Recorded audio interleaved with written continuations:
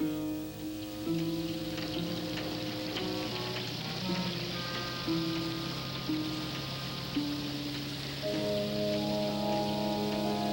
cry, Jimmy.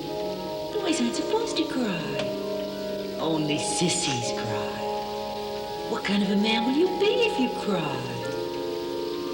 It's my fault. I know it. I just couldn't be firm enough with her. I tried. But in the end, I always gave in. She's just stronger-willed than I am. Always was. Strong, even as a baby. The look that she would give me when I spanked her. It was hard. Control, just like yours. Same kind of look as when you've had too much to drink. She's your daughter, too, you know. Maybe it was my fault. Maybe I should have raised her just so, but she's your daughter, too.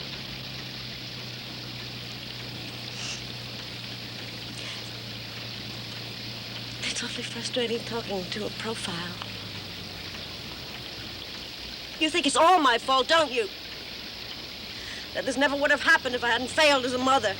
I never said that. No, but you've thought it. In your own smug, quiet way. You're always so efficient. Always in control. You've thought it, I know you have. Oh, Charlotte, what difference does it make now?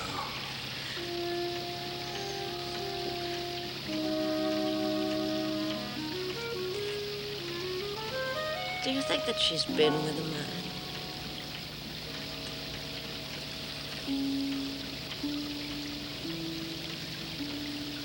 She's barely 14. A lot can happen in 20 days. Especially if you hate your parents enough to run away.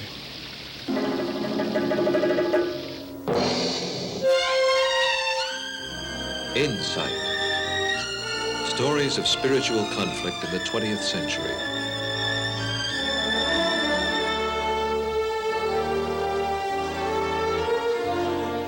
Insight.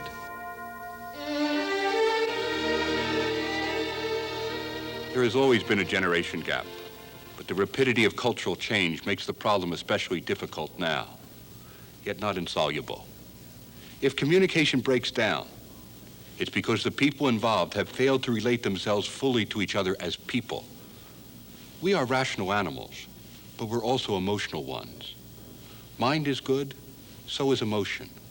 Both are necessary for full human communication. Some people are so emotional they lose all control. Other people are so afraid of losing control that they stifle emotion. Both impoverish their lives and the lives of those around them. Isn't it possible to steer emotion without suppressing it? And isn't it also possible to think deeply while you're feeling intensely? I think so. It's good to be strong, but sometimes it takes great strength to admit that you're also weak. It would be nice to be self-sufficient, but what human being is ever really self-sufficient?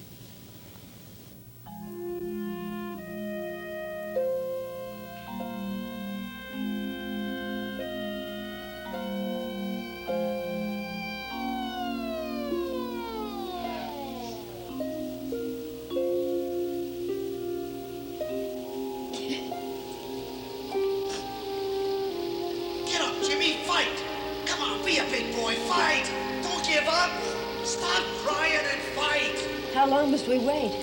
Jim, how long will we have to wait? I don't know. Well, what did they say? The woman I spoke to said we should wait in here. They'd bring her in as soon as the processing was completed. Oh, what kind of processing? Well, how would I know, sir? I've never been in juvenile hall before. Did she say anything about sex? No. Well, didn't you ask her? I would have asked her. Yeah, I'm sure you would have.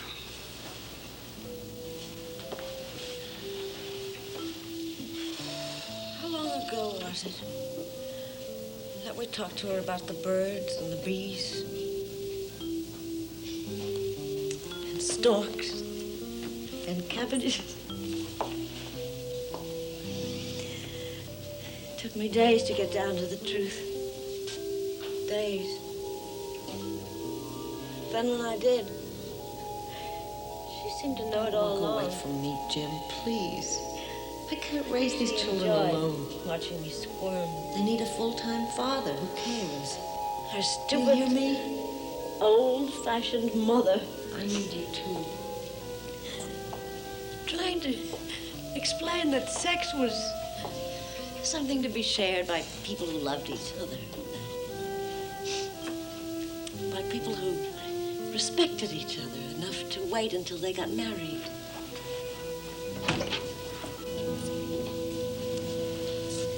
Mr. and Mrs. James Kelsey? Yes. I'm Leonard Sangster, juvenile officer assigned to your daughter's case. You are? I thought you spoke to a woman. You said you spoke How do you do, Mr. Sexton? Fine, fine. Won't you please sit down? Jim? There are a few things I'd like to go over with you before we bring her in. Is she all right? Yes. Your daughter's name is Kathleen Marie Kelsey, Yes. and she lives with you at 240 Brookline Drive. Yes, until 20 days ago. And her age? 14 last month. Why, what did she tell you? Well, they all try for 18. Has she broken any laws? Well, nothing important. Loitering after curfew, truancy. But I think we have a few problems to face, and the sooner we face them, the better. We? It isn't a simple case of releasing her into your custody and forgetting about it. Now, your daughter ran away. How do you stop her from running away again? You can't chain her. She has to go to school until she's 16. She was brought here by the police. I think we have a few problems to face. Oh, God, how did this happen? Sitting here in the middle of the night, a total stranger telling me about my own daughter. At least they might have given us a woman. Oh, Charlotte, control yourself.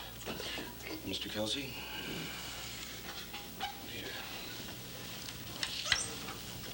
Your daughter isn't the same girl who left home 20 days ago. She's had experiences. Marijuana? Yes.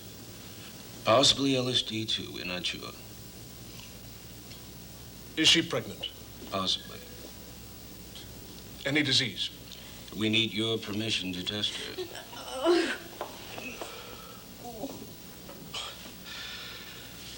It's funny, you read about it, you never think it'll happen to you.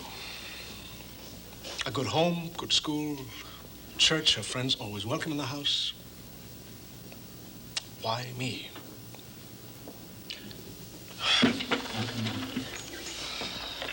Well, she's waiting outside. Shall I bring her in?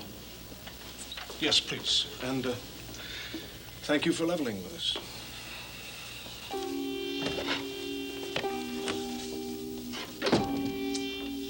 How can I face anybody? How can I look anybody in the eye and go on talking as if nothing had happened? How can I do that, Jim? How do you do it? You're the strong one. How do you do it?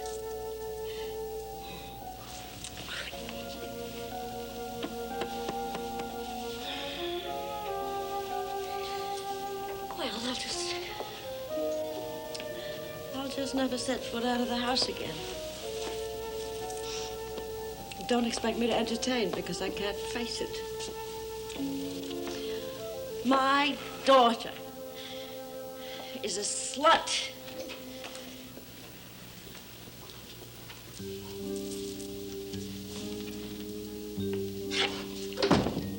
Oh, my God, look at it. Please.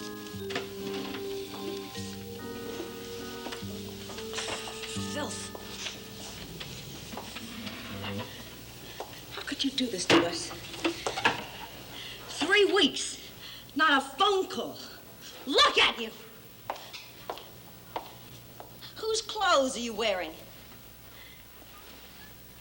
After all we've done for you, how could you be such filth? That's enough, Charlotte. No, it is not enough. I devoted my life to this child. Maybe I failed, obviously. I failed, but no, she's going to hear what I've got to say to her. I taught you everything that I know about life. I taught you how to dress. I taught you how to be a lady, how to be proud of your body. It's not something that you just give away to the first greasy hippie that you stumble on. You are filth. Look at me when I talk to you. Look at me, slut! Slut! Go straight to hell. How dare you talk to your mother like that? I am your mother. Don't you talk to me. Charlotte, listen to me. I want you to go out in the hallway and get yourself a drink of water. That's like a naughty child. Yes, like a naughty child. I don't want you to come back in here until you've gained control of yourself. Do you understand? There's coffee right outside. Don't come back until you've settled down. Don't touch me.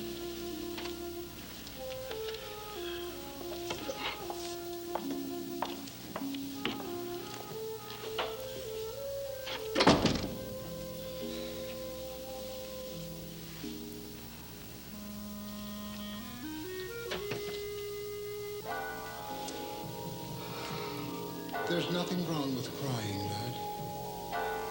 Can't you let yourself go? James, your mother was a wonderful woman. The most cherished member of our parish she was.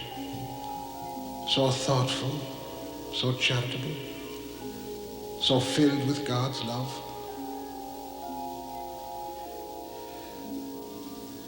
You remember your grandmother?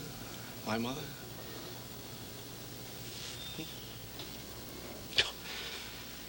No, of course not. She died when you were just a baby. You were the only grandchild she ever knew.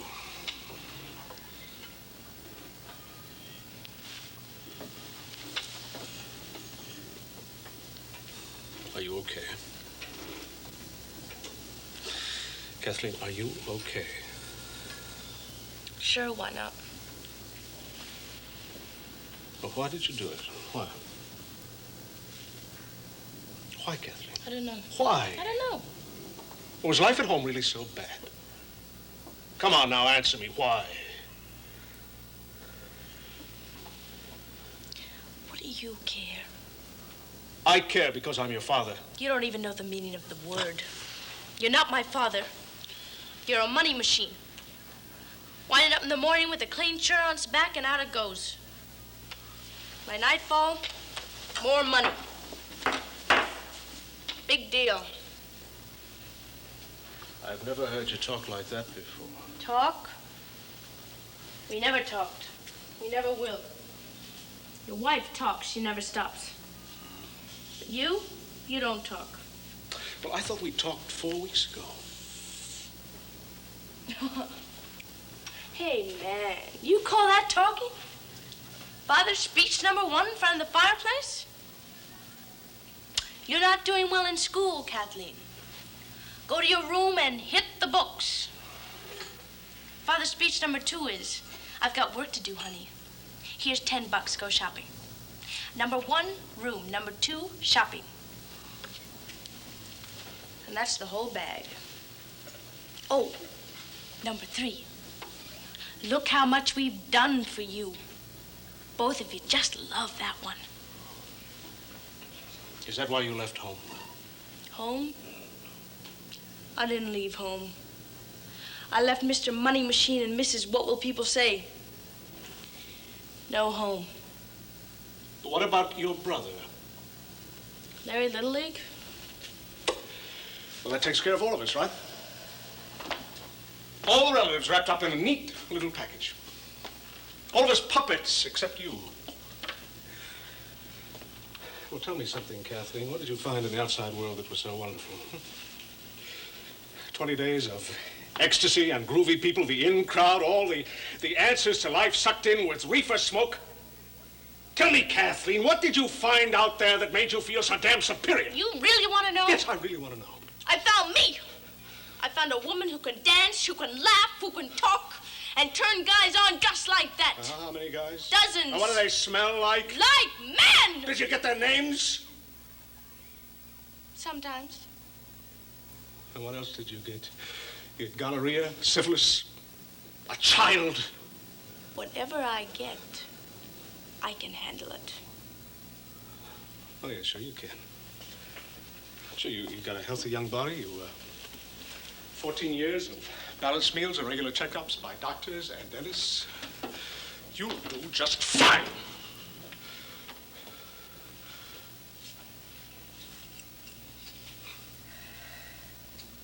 Our troop ship stopped at Honolulu on the way out to the war. We went ashore, and there was a line around 2 city blocks, 1,000 sailors and Marines waiting for 5 minutes of ecstasy with a $10 hooker.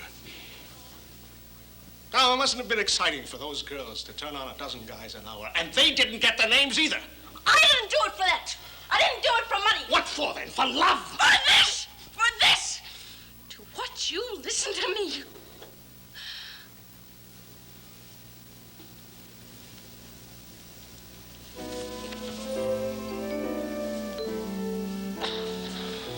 Congratulations, Mr. Kelsey. You're the father of a healthy baby girl.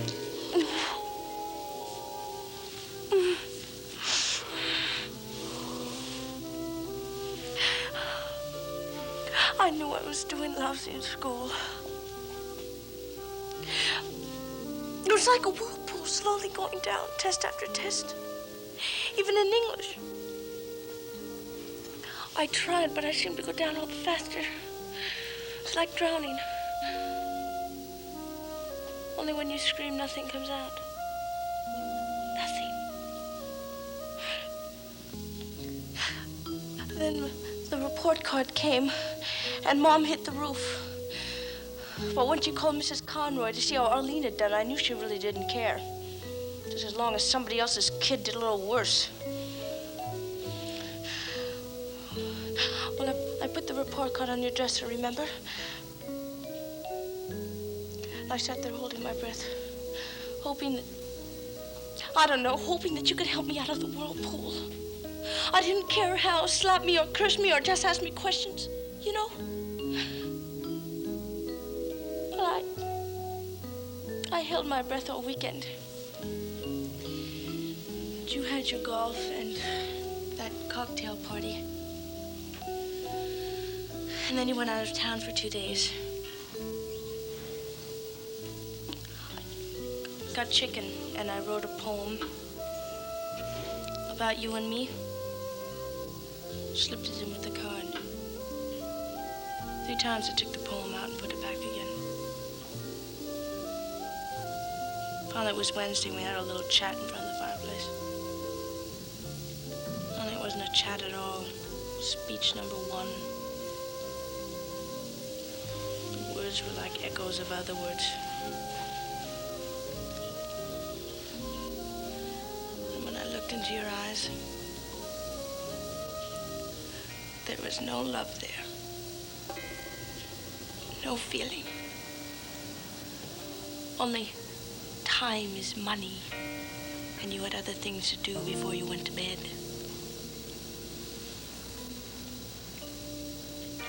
You didn't even mention the poem.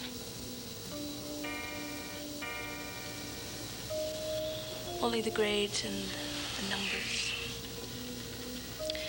For 2 days, I listened to all the hellos and goodbyes and what did you do todays that 4 strangers mouthed at each other in a big white house. Then I split.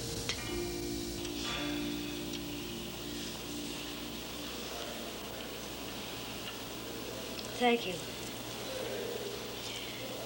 Mr. Sangster, I'm very sorry if I said anything to offend you back there. I'm not really a bigoted person.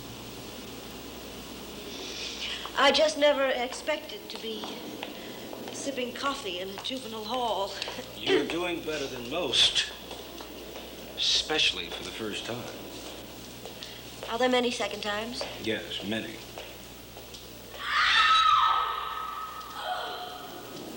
Who is that? It's a girl with a narcotics problem. She's hooked, and she's fresh out. Are you Ready to go back in?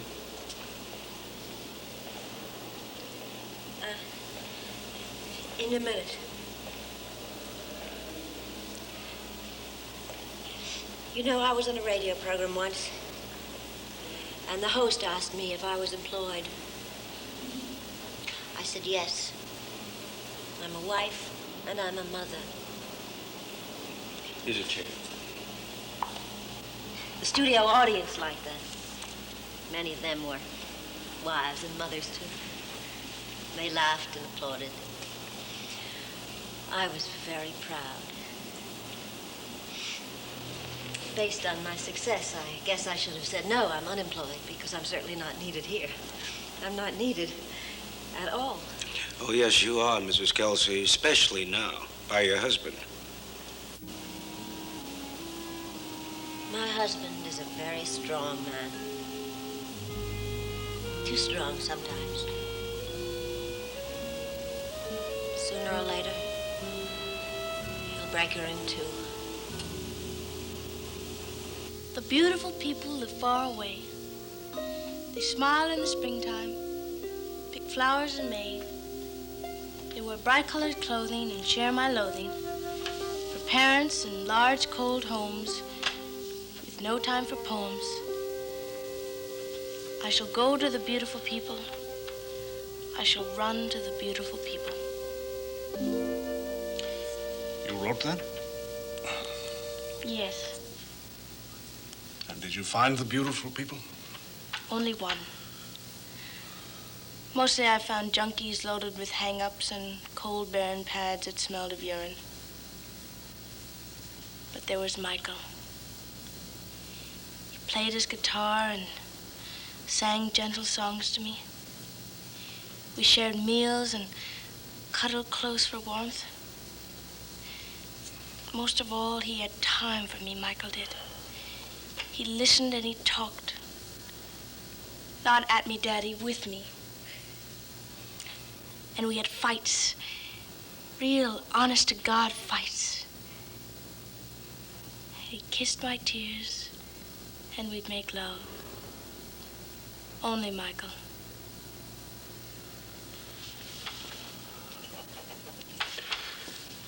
And where is Michael now?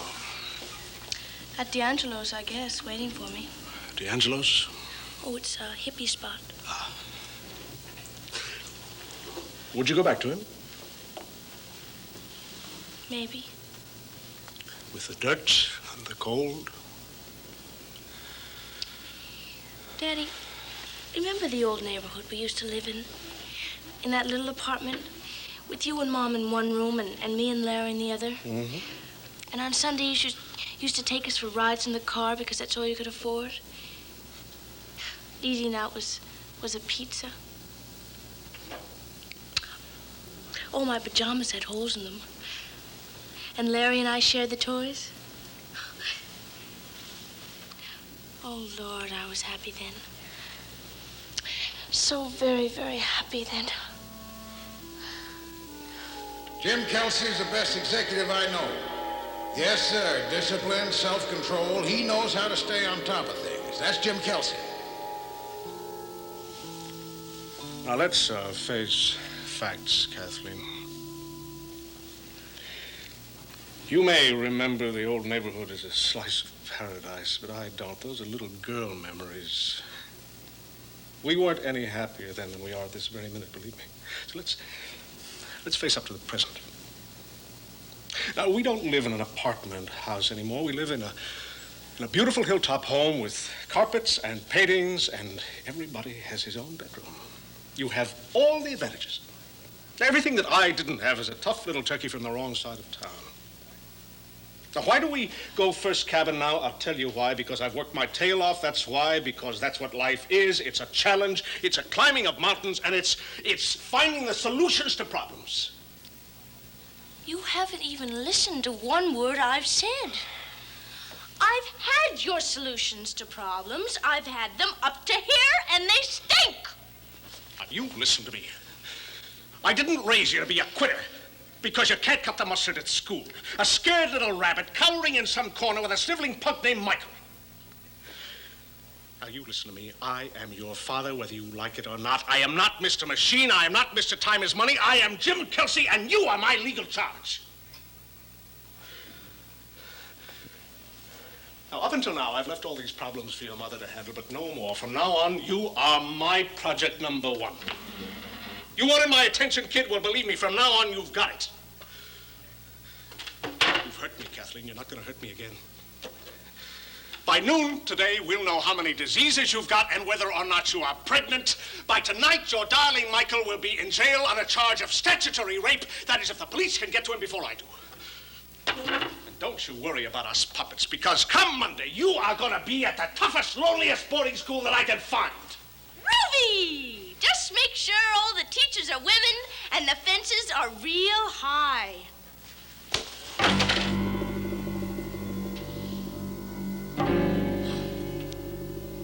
Oh, congratulations, Daddy. You've got a new speech.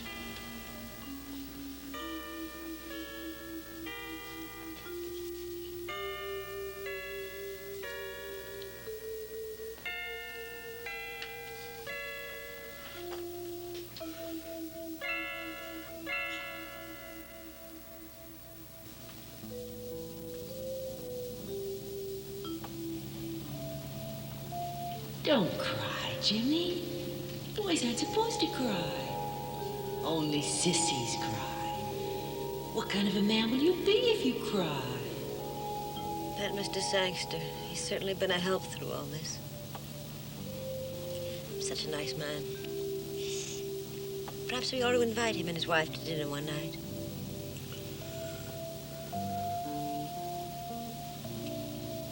Is this our fourth or our fifth time? I can't remember.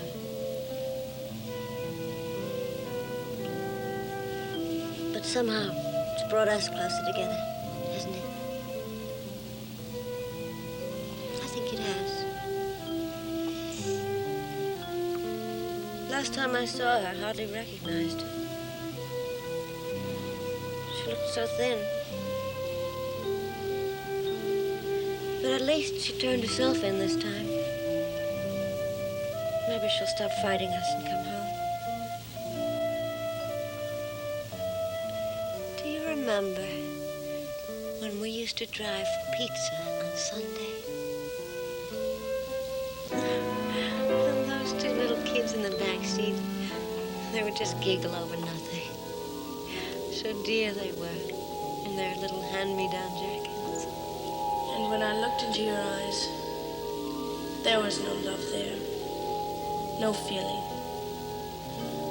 Only time is money, and you had other things to do before you went to bed.